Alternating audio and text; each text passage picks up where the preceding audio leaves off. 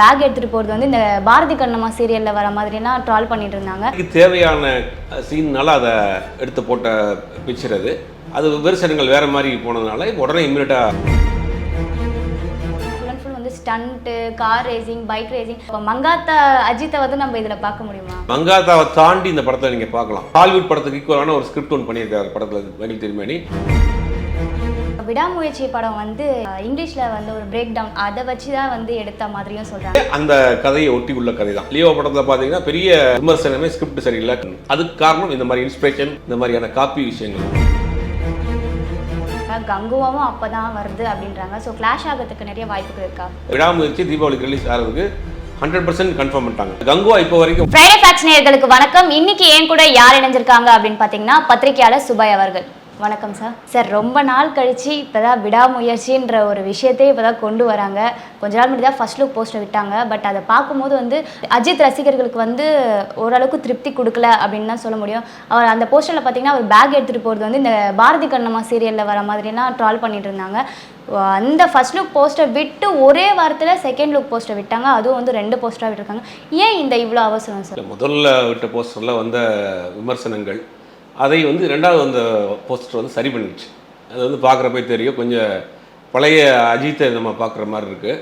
அது முதல்ல வந்தது அவங்க அந்த கதைக்கு தேவையான சீன்னால அதை எடுத்து போட்ட பிக்சர் அது விமர்சனங்கள் வேறு மாதிரி போனதுனால உடனே இம்மிடியாக அதை வந்து இன்னொரு பிக்சர் ரிலீஸ் பண்ண ஆரம்பிச்சிட்டாங்க. படம் வந்து ஷூட்டிங் முழுவதும் ரொம்ப ஃபாஸ்ட்டாக போயிட்டு இருக்குது. ஆல்மோஸ்ட் முடிய போகுது படம். அடுத்து ரெடி ஆகும்போது தேதி மட்டும் அவங்க அஃபிஷியலாக ஒன்றும் அனௌன்ஸ் பண்ணாமல். Okay sir. இந்த செகண்ட் லுக் போஸ்டரில் வந்து பார்த்தீங்கன்னா வந்து 2 விட்டுருந்தாங்க. ஒன்று வந்து கார் ரேசிங்கில் இருக்கா மாதிரி ஒன்று, ரெண்டாவது ரைட் ஹேண்ட் வந்து இங்கே நெஞ்சில் வச்சுட்டு லெஃப்ட் ஹேண்டில் வந்து கன் இருக்க மாதிரி. ஸோ இது வந்து எதை குறிக்கிற மாதிரி இருக்குது சார் இந்த போஸ்டர் பார்க்கும்போது? இல்லை, கதையே வந்து ஒரு சேசிங் ஸ்டோரி தான். அந்த மனைவியை கடத்திட்டு போயிடுறாங்க. அந்த சேஸ் பண்ணி போகிற ஆக்ஷன் ஓரியன்ட் ஃபிலிம் தான் அது. அதனால் அந்த ஏதாவது ஒரு சீனில் வர ஒரு இதாக இருக்கும், ஒரு ஷார்ட்டாக இருக்கும். அதனால அதை வச்சுருக்காங்க. இதில் குறியீடுலாம் ஒன்றும் கிடையாது. கதைக்கு அது தேவைப்பட்டிருக்கு, அதனால வச்சுருக்காங்க. லைக்கா ப்ரொடக்ஷன் முதல்ல வந்து விடாமுயற்சி படம் ஷூட்டிங் வந்து ரொம்ப டிலே ஆச்சு. எடுக்கிறாங்க, எந்த ஒரு அப்டேட்டும் இல்லாமல் வந்து திடீர்னு போஸ்டர் விட்டாங்க. ஸோ படத்தையே ரொம்ப டிலே பண்ணும்போது போஸ்டர் மட்டும் ஏன் இவ்வளோ சீக்கிரமாக விட்டாங்க? ஒரே வாரத்துக்குள்ளே 2வது போஸ்டர். இல்லை, அதான் ஏற்கனவே சொன்னேன், முதல்ல வந்த ஒரு போஸ்டர் வந்து பெருசாக வந்து இது பண்ணல. ரெண்டாவது சர்ச்சை ஆயிடுச்சு நிறையா. அஜித் ரசிகர்களே கொஞ்சம் சோர்வாக இருந்தாங்க. அதை போக்கணுங்கிறதுக்காக ரெண்டாவது படம் வந்து இப்போ இருந்தே ப்ரொமோஷன் ஸ்டார்ட் பண்ணிட்டாங்க. தொடர்ந்து விடாமுயற்சியினுடைய அப்டேட், விடாமுயற்சியினுடைய செய்திகள் வந்து தொடர்ந்து இனிமேல் வரும். ஏன்னா படம் ரிலீஸுக்கு அவங்க தயாராகிட்டாங்க, அதுக்காக ப்ரொமோஷன் தயாராகிட்டாங்க. அதனால் அந்த வேலைகள் இப்போ ஆரம்பிச்சிட்டாங்க. இப்போ விடாமுயற்சி படம் வந்து இங்கிலீஷில் வந்து ஒரு பிரேக் டவுன் அதை வச்சு தான் வந்து எடுத்த மாதிரியும் சொல்கிறாங்க. இது மாதிரி வந்து லியோ அது வந்து ஹிஸ்ட்ரி ஆஃப் வயலன்ஸ் அதை வச்சு தான் எடுக்கிற மாதிரி இருக்குது. ஸோ இந்த மாதிரி பெரிய பெரிய படங்கள்லாம் வந்து ஏன் வந்து இங்கிலீஷ் படத்தோட ரீமேக் வச்சு எடுக்கிறதா இருக்குது? இல்லை, அது வந்து கற்பனை வளம் பஞ்சம் அப்படின்னு தான் சொல்லணும். நம்மளை சுற்றி நிறைய கதைகள் இருக்குது. இவங்க அதெல்லாம் எடுக்கணும். 100 கோடி 150 கோடி 500 கோடி வரைக்கும் போகிற பட்ஜெட் படத்தில் ஒரு கதைக்குன்னு ஒரு அமௌண்ட் கொடுத்து ஒரு கதையாசிரியர்கிட்ட ஒரு ஸ்டோரியை வாங்கி நீங்கள் ஏன் பண்ண மாட்டேங்கிறீங்க? நிறைய கதையாசிரியர்கள் இருக்காங்க, நிறைய பேர் அசிஸ்டன்ட்ஸ் நிறைய கதைகள் வச்சுருக்காங்க. ஆனால் அதான் ரிஸ்க் எடுக்க விரும்ப மாட்டேங்கிறாங்க. ஒருத்தர் புது கதையை வாங்கி அதை நம்ம ஸ்கிரிப்ட் பண்ணி அப்படிங்கும் போது அவங்க ரிஸ்க் எடுக்க வரும்போது இந்த இதெல்லாம் படத்துலேயே பார்த்துறாங்க இல்லையா? இந்த கதை இதுதான், இது இப்படி தான் நம்ம மேக் பண்ணலாம் அப்படின்னா எல்லாமே அவங்களுக்கு ஒரு கிளியர் பிக்சர் கிடச்சிருது. அப்படிங்கும்போது ரொம்ப ஈஸியாக அதை வந்து எடுத்துகிட்டு போகிறாங்க. இல்லை, இந்த படம் வந்து பிரேக் டவுனா அப்படியா இல்லைங்கிறது அது இப்போ வரைக்கும் ஒரு தகவலாக போய்கிட்டு இருக்கு. படம் பார்த்த பிறகு தான் தெரியும்.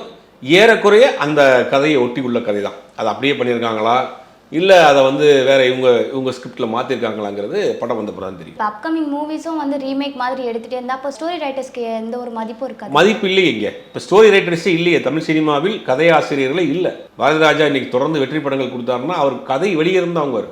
ஆர் செல்வராஜன் ஒருத்தர் கதை வாங்குவார், ரத்னகுமார் இருந்த கதை வாங்குவார். கதை வசனம் அவங்க தான் பண்ணுவாங்க. திரைக்கதை டைரக்ஷன் மட்டும்தான் இவர் பண்ணுவார். அதனால தான் அவர் படங்கள்லாம் கிட்டத்தட்ட 30 வருஷம் தாண்டி கூட இந்த படங்கள் நிற்குது. அப்போ கதை ஆசிரியர்னு அப்போ ஒரு டீம் இருந்தாங்க. கேரளாவில் அதை பண்ணுறாங்க. ஒன்றும் சிறுகதையை எடுத்து பண்ணுறாங்க, இல்லை யார்கிட்ட கதைகள் வாங்குறாங்க. வெற்றிமாறன் அதை பண்ணுறாரு. வெற்றிமாறன் என்ன பண்ணுறாருன்னா நாவல் பேஸ் பண்ணி அதுலேருந்து ஒரு போர்ஷன் எடுத்துக்கிட்டு டிஸ்கஸ் பண்ணி அதை ஸ்கிரிப்ட் பண்ணுறாரு.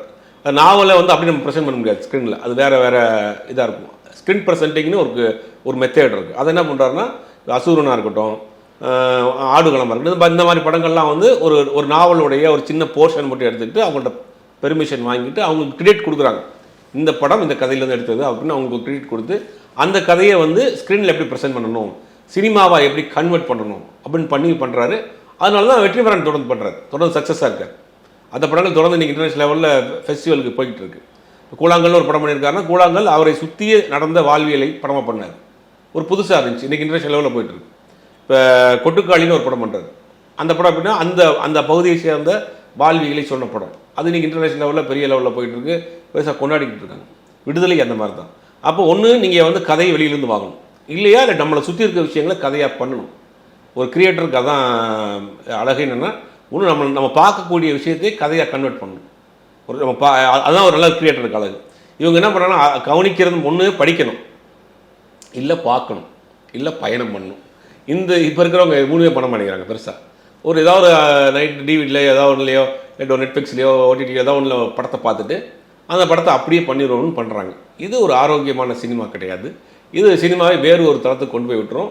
அதுக்கு வந்து உதாரணம் வந்து லியோ படத்தில் பார்த்தீங்கன்னா பெரிய விமர்சனமே ஸ்கிரிப்ட் சரியில்லை, கதை பெருசாக ஒன்றும் இல்லை அப்படின்னு. அதுக்கு காரணம் இந்த மாதிரி இன்ஸ்பிரேஷன், இந்த மாதிரியான காப்பி விஷயங்கள்லாம். நீங்கள் ஒரு 150 கோடி ரூபா பட்ஜெட் போட்டு ஒரு படம் பண்ணுறப்ப ஒரு 10 லட்ச ரூபா கொடுத்து ஒரு நல்ல ஒரு கதையாசிரியர்கிட்ட ஒரு கதை வாங்கலாம். இல்லை ஆல்ரெடி நம்மகிட்ட இருக்கக்கூடிய நிறைய ஸ்டோரிஸ் புக்ஸ் இருக்குது, அதெல்லாம் நீங்கள் ரீட் பண்ணக்கூடிய ஆட்களாக இருந்தீங்கன்னா அதை நீங்கள் எடுக்கலாம்.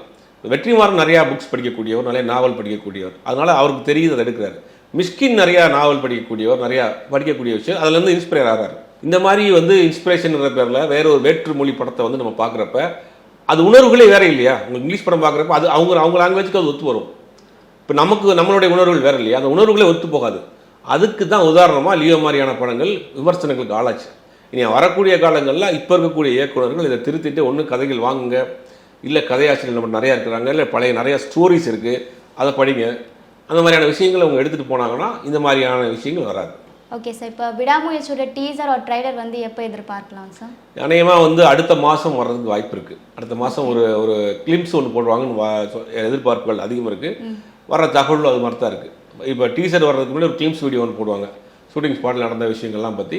அது மிக விரைவில் வர்றதுக்கு வாய்ப்பு இருக்குது. இந்த மாதம் கடைசியில் கூட அதை ரிலீஸ் பண்ணுறதுக்கு வாய்ப்பு இருக்குது. ஆனால் விடாமுயற்சியோட போஸ்டரும் குட் பேட் அக்லி போஸ்டர் ரெண்டுமே ஒப்பிட்டு பார்க்கும்போது குட் பேட் அக்லியில் பயங்கரமான போஸ்டர்ஸ், ரெண்டு லுக்குமே வந்து ஆதிக் ரவிச்சந்திரன் பயங்கரமாக கொடுத்தாரு. பட் இதில் சிம்பிளாக இருக்குங்க சார். இல்லை, ஸ்டோரி அந்த மாதிரி இருக்குது. இதில் வந்து ஒரு மேரிடு மேனாவே ஃபஸ்ட்டு வந்து வந்துடுறாரு கதையில் விடாமுயற்சியில்.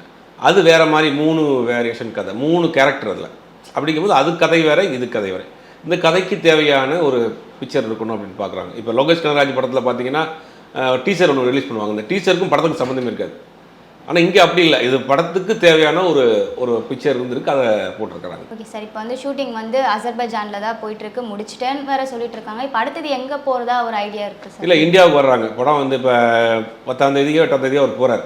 போயிட்டு அங்கே ஒரு வாரம் முடிச்சுட்டு திருப்பி இந்தியாவுக்கு வந்துடுறாங்க. இந்தியாவில் வந்து படத்தை முடிக்கிறாங்க. ஒன்று ராஜஸ்தானில் அந்த படத்தை மேட்ச் பண்ண போகிறாங்க, இல்லை ராமோஜிராவில் செட்டு போட்டு சிஜி ஒர்க்கில் பண்ண போகிறாங்க, மேட்ச் பண்ணி பண்ண போகிறாங்க. ஆல்மோஸ்ட் அஜர்பைஜான்லேருந்து அவங்க கிளம்புறாங்க. இந்த ஒரு போயிட்டு ஒரு சின்ன போர்ஷன் மட்டும் இருக்காங்க, எடுத்துகிட்டு இந்தியா வந்துடுறாங்க. இந்தியாவில் வந்துட்டு ஹைதராபாத்லேயோ இல்லாட்டி ராஜஸ்தான்லேயோ படத்தை ஷூட் பண்ண போகிறாங்க. முடிச்சிடும், அதோட படம் முடியும். நீங்கள் ஹைதராபாத் சொல்லும் முதல் விஷயம் வருது, ஜூலை 28 தான் ஹைதராபாத் வராங்க. என்ன சீன்ஸ் எடுக்க போகிறாங்கன்னா ஃபைட் சீன்ஸ் எடுக்க போகிறாங்களாமே? ஆமாம், ஃபைட் சீன்ஸோடைய அங்கே எடுக்க வேண்டிய சில பேட்ச் ஒர்க் இருக்குன்றாங்க. அப்புறம் இன்னொரு ஃபைட் இங்கேயே ஃப்ரெஷ்ஷாக ஒரு ஃபைட் எடுக்க போகிறாங்க. படத்தில் ஃபைட்க்கு நிறையா இருக்குது, கிட்டத்தட்ட ஃபைட் சீன்ஸ் மட்டும் நிறையா வச்சுருக்கிறாங்க அப்படிங்கிறாங்க. இது வந்து இப்போதைக்கு ஹைதராபாத்ன்ற மாதிரி சொல்கிறாங்க. அது வந்து வேறு ராஜஸ்தானில் மாற்றுறதுக்கு வாய்ப்புகள் அதிகம் அப்படிங்கிறாங்க. ராஜஸ்தான்லேயும் லொக்கேஷன் பார்க்குறாங்க அப்படின்னு. அஜித் அவர்களோட போஸ்டர் லுக்கு காமிச்சிட்டாங்க. த்ரிஷா ஒருத்தவங்க இருக்காங்க, பட் இது வரைக்கும் எதுவுமே ரிவ்யூ பண்ணல. இல்லை, படம் வந்து ஹீரோஸ் பேஸ்டு ஸ்டோரி தான். இது வந்து எப்படி லியோவை பார்த்தீங்கன்னா அதில் படம் 2வது 3வது லுக்கில் தான் உங்களுக்கு ஹீரோயின் போஸ்டரே வந்திருக்கும். அதனால் இது வந்து முழுக்க ஹீரோ ஓரியன்ட் மூவி. அடுத்தடுத்த போஸ்டர்ஸில் அவங்களும் வருவாங்க. விடாமுயற்சி வந்து தீபாவளிக்கு ரிலீஸ் ஆகும்னு பேசிகிட்டு இருக்காங்க. கங்குவாவும் அப்போ தான் வருது அப்படின்றாங்க. ஸோ கிளாஷ் ஆகிறதுக்கு நிறைய வாய்ப்புகள் இருக்கா? இல்லை, வாய்ப்பு கிடையாது, அந்த மாதிரிலாம் கிடையாது. முந்திலாம் பார்த்தீங்கன்னா தீபாவளிக்கு ஒரு 3-4 பெரிய ஸ்டார் படம் ஒரே நேரத்தில் இருக்குது. குணா, தளபதிலாம் இந்த பக்கம் ரஜினி படம் ஓடும், ஒரே தேட்டரில் 2 படங்கள்லாம் ஓடுற காலம்லாம் இருந்தது. இப்போ மாறிடுச்சு. பட் அந்த மாதிரி ஒரே நேரத்தில் வர்றப்ப என்னென்னா தேட்டரு கிடைக்கிறதுக்கு கொஞ்சம் சிக்கலாக இருக்குமே ஒழிய ரசிகர்களுக்கு ஒரு நல்ல ஒரு என்டர்டைன்மெண்ட்டாக இருக்கும். ஒரு படம் பார்க்கணுன்னு போகிறாங்க, அந்த படம் டிக்கெட் கிடைக்கல, இந்த படம் பார்த்துடலாம். ஆன்லைனில் புக் பண்ணினாலும் கூட ஆன்லைனில் ஸ்க்ரால் பண்ணிட்டு இருக்காங்க, இந்த படம் டிக்கெட் இல்லை, அந்த படத்துக்கு போயிடலான்ற மாதிரி அவங்க படம் பார்க்குற மூடுக்கு வந்துடுவாங்க. அந்த மாதிரி படங்கள் வர்றது சினிமா இண்டஸ்ட்ரிக்கு நல்லது. ஏன்னா படம் பார்க்குற ஒரு மூடு வந்துருச்சு, நம்ம பார்க்குறோம், எடுத்து இந்த படத்தில் டிக்கெட் இல்லையா, சரி ஓகே பண்ணணும் பார்த்துக்கலாம்ன்ற அதோட தேட்டருக்கு போடுற அந்த மூடே மாறிடும். ஒரே நேரத்தில் 4-5 ஆப்ஷன்ஸ் அந்த ரசிகர்களுக்கு கொடுக்குறப்ப திருப்பி அவங்க படம் பார்க்குறதுக்கு ஒரு நல்ல ஒரு ஆரோக்கியமான விஷயமா இருக்கும். அது வரணும். வந்தால் தான் வந்து எல்லோரும் சொல்கிறாங்க ஒரு படம் ஓட விட்டு அந்த அடுத்த படம், அது தப்பான ஒரு கான்செப்ட். இப்போ ஒரு படம் பெரிய படம் வந்திருக்கு, அன்றைக்கி அந்த படத்துக்கு டிக்கெட் கிடைக்கலாம், அவங்க படம் பார்க்குற மூடே போய் அடுத்த தேட்டருக்கு போக மாட்டாங்க, ஓடிடியில் மற்ற இதெல்லாம் பார்த்துட்டு போயிடுவாங்க. அடுத்த ஒரு ஆப்ஷன் இந்த கங்குவா இருக்குது, வேட்டையன் இருக்குது, அப்போ விடாமுயற்சி இருக்குன்னு அவங்களுக்கு ஆப்ஷன் கொடுத்துக்கிட்டே இருந்தீங்கன்னா உங்களுக்கு வந்து அது வந்து அடுத்தடுத்து தேட்டருக்கு வர்றதுக்கு வாய்ப்புகள் இருக்கும். ஒரு ஆரோக்கியமான போட்டியாக இருக்கும். ஆனால் அது மாதிரி கங்குவாவும் இதுவும் நேருக்கு நேராக மோதிக்கிறோமா அப்படிங்கிறது தெரியல. ஏன்னா விடாமுயற்சி தீபாவளிக்கு ரிலீஸ் ஆகிறதுக்கு 100% கன்ஃபார்ம் பண்ணிட்டாங்க. கங்குவா இப்போ வரைக்கும் ஒன்றும் அஃபீஷியலாக அனௌன்ஸ் பண்ணல. அது தீபாவளிக்கு வருதா, தீபாவளி கழிச்சு தள்ளி வருதா, தீபாவளிக்கு முன்னாடியே படம் ரெடி ஆயிடுச்சு. தீபாவளிக்கு முன்னாடியே அவங்க கூட ரிலீஸ் பண்ணுறதுக்கு கூட வாய்ப்புகள் அதிகம். விஜய் அவர்கள் அப்படின்னும் போது வருஷத்துக்கு ஒரு 2 படமாச்சு விடுவார். அப்படி இருக்கும்போது அஜித் அவர்கள் வந்து வருஷத்துக்கு 1 தான் விடுவார். ஸோ அப்படி இருக்கும்போது விடாமுயற்சியும் பண்ணிட்டு இப்போ குட் பேட் அக்லியில் இருக்காங்க. மற்றவங்க என்ன சொல்கிறாங்க அப்படின்னு பார்த்தீங்கன்னா ஷூட்டில் ரொம்ப கான்சன்ட்ரேஷன் போகிறதுனால ஃபேமிலி சரியாக பார்க்குறது இல்லை அப்படின்ற மாதிரிலாம் சொல்கிறாங்க. உங்களோட அஜித் அப்படிதான் சொல்கிறாங்க. இல்லை அப்படி கிடையாது. அப்படின்னா ஷூட்டிங் கேன்சல் பண்ணி இன்னைக்கு அவங்களுக்கு உடம்பு முடியல, சர்ஜரி பண்ணியிருக்காங்க, வந்துட்டார். இப்போ ஒரே வருஷத்துக்கு அவர் ஒரு படம் முடிச்சுட்டு தான் இன்னொரு படம் போவார். அஜித்தோடைய ஸ்டைலே அதுதான். ஆனால் இந்த படம் என்னன்னா எப்பயோ முடிஞ்சிருக்க வேண்டிய படம், 2 மாதத்துக்கு முன்னாடி படம் ரிலீஸ் ஆகிருக்க வேண்டிய படம் விடாமுயற்சி. அங்கே என்ன நடந்தது, ஃபினான்ஷியலாக நடந்த விஷயங்கள், அங்கே போய் ஷூட்டிங் ஸ்பாட்டில் நடந்த விஷயங்கள், அப்போ டைரக்டர் ரொம்ப பெர்ஃபெக்ஷன் பார்க்குறாரு அப்படிங்கிற மாதிரியான விஷயங்கள்லாம் வருது. அதனால் வந்து அந்த டிலே ஆயிடுச்சு. ஆக்சுவலாக போன பிப்ரவரி வரைக்கும் தான் டேட் கொடுத்துருந்தார். விடாமுயற்சிக்கு அஜித் கொடுத்த டேட் வந்து பிப்ரவரியோட முடிஞ்சிச்சு. ஆனால் பிப்ரவரிக்குள்ளே படத்தை முடிக்கல. அதுக்கப்புறம் நிறைய பிரச்சனைகள் வந்துச்சு. படம் இப்போ அடுத்து ஆரம்பிக்க போகிறாங்களா இல்லையான்னு இப்போ வேறு ஒரு நிறுவனம் கை மாறி அப்படி நிறையா பண்ணிகிட்டு இருக்காங்க. இப்போ பிப்ரவரி, மார்ச், ஏப்ரல், மே, ஜூன் ஆயிடுச்சு, ஜூலை ஆயிடுச்சு. 5 மாதம் வந்து சும்மா இருக்க முடியாதுன்னா குட் பை அக்லி ஆரம்பித்தாங்க. இல்லைனா அவர் அந்த பிப்ரவரியோட படத்தை முடிச்சிருப்பாங்க.